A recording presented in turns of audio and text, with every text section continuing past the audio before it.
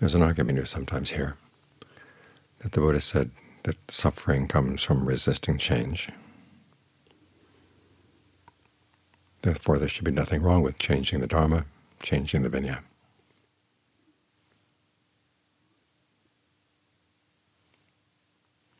But that argument is wrong from the very beginning. The Buddha never said that suffering comes from resisting change. He says it comes from clinging,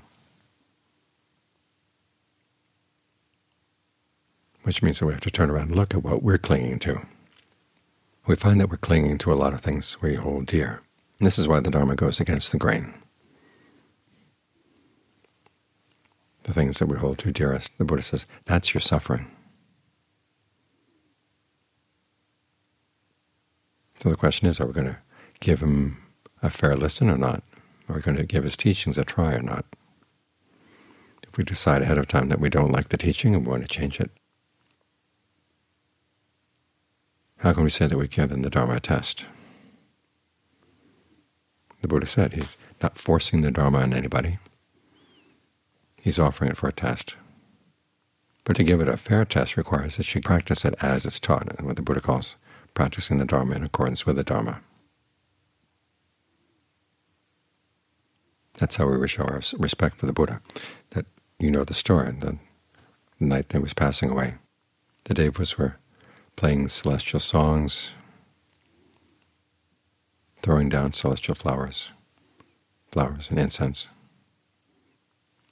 And the Buddha mentioned to the monks who were gathered there what was happening. He says, but that's not how you show respect to the Tathagata. You show respect by practicing the Dharma in accordance with the Dharma. Because he went to all that trouble to find the Dharma. He never made the Dharma up. There are a lot of people who say, well, we should refashion the Dharma to fit with our time and place. But the Buddha never fashioned the Dharma. You had to find it. As in that chant just now, there's this regularity to the Dharma. That's true whether the Buddha discovers it or not. But if he doesn't discover it for us, we have no chance to practice it. So he went to all that trouble to discover it. And the texts tell us that he had the memory of many, many aeons, so he could see what other Buddhas had done in the past. And taking their example, he formulated the Vinaya. This was the part that he did formulate.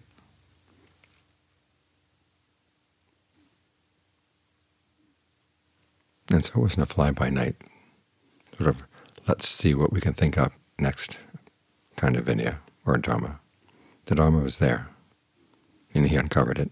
And when we make changes to it, we're covering it back up again. He said that the Dharma is akaliko, timeless. And the more we try to make it fit in with our time, the further we get away from its timeless quality.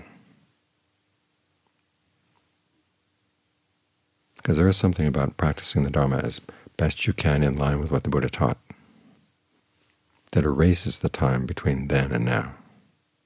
You feel close to him. You feel close to all the people who practice at that time. And you're part of a long lineage of people who are close. I know when we first came here, there was a lot of pressure from our visitors that we had to change things. Said, now that you're in America, you have to do things the American way. I kept thinking about it, John Fung's warning about people who go to foreign lands from Thailand to spread the Dharma. And what happens is that those foreign lands spread their defilements into the people who are supposed to be spreading the Dharma. So I told the people that here I am far away from my teachers. The only thing that keeps me close to them is the fact that I'm practicing in line with what they taught. I'm not trying to change things.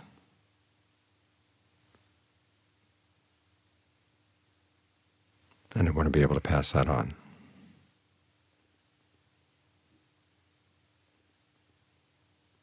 And so by resisting that pressure, we've been able to survive.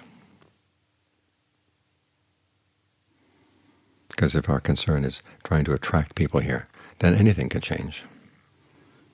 And none of us could live in peace. New people come and they make new demands. Well, we have to change this, change that. And the things we had learned get thrown away. I know when I first was ordained, I wasn't all that happy about all the rules. I kept looking in the books and saying, my gosh, there are more and more rules. The more you look, the more you find. But I began to realize that on the one hand, the rules are there to make you free. They've designed a community that people can respect. And people respect partly because they've seen it's lasted so long.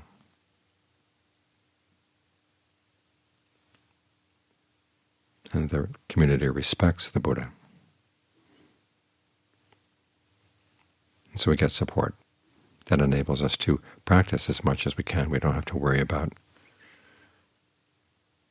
the typical things that lay people have to worry about. So it's free, and at the same time it's designed for a very harmonious living. When things are clearly laid out like this, and they're not going to change, you know what to do. We need to know what to do on the external level, and it gives you more time to focus on what's wrong inside. Because that's where the real point of all the Dharma and all the Vinaya is, to point inside to where are you clinging. How can you develop some disenchantment for that clinging? Because that's what the Buddha said. When you're practicing the Dharma in accordance with the Dharma, that's what it points to, is disenchantment.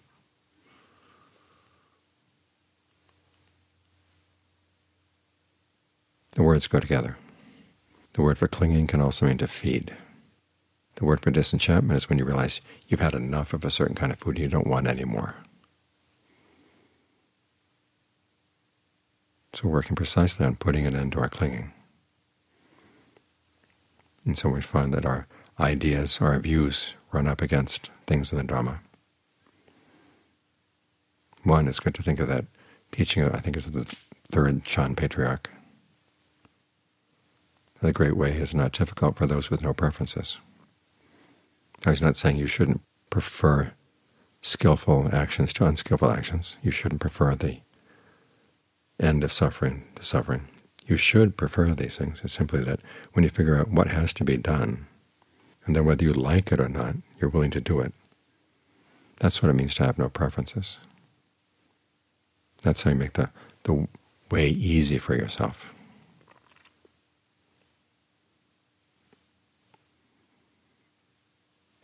And it only stands to reason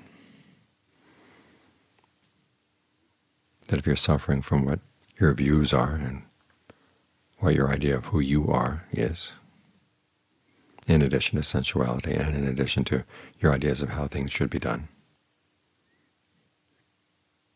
then it's good to try what the Buddha recommended. Because he offers different views, different ways for doing things, a different sense of self, but focused on the doing.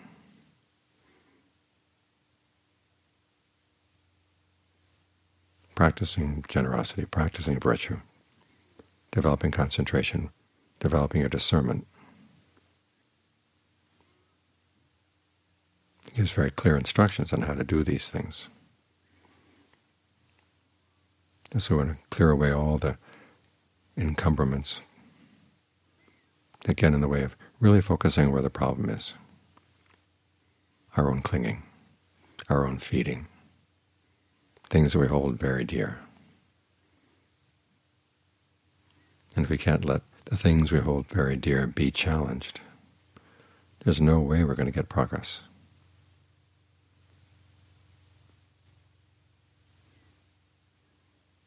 So instead of rewriting the tradition, we should allow the tradition to rewrite us.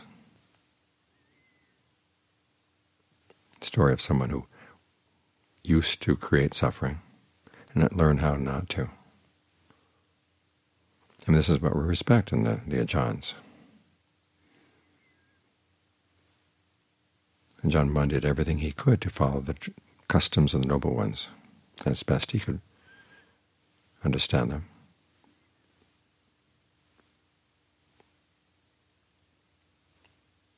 And that's how he trained all his students, not in terms of his own ideas about things.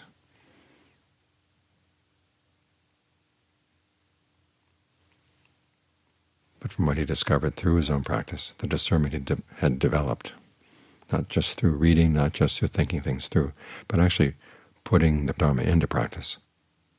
Having that kind of discernment, he was in a good position to teach others.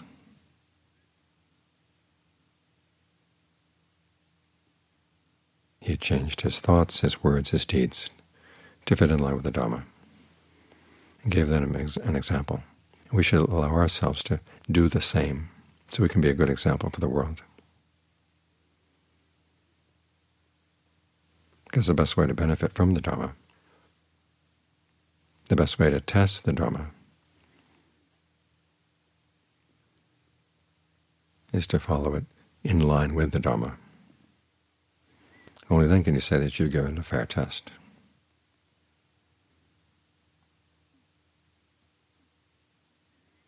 So however much the world may change,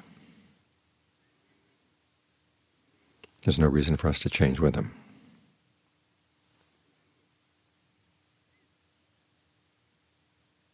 It's only then that we're going to be able to find the Dharma that's really timeless.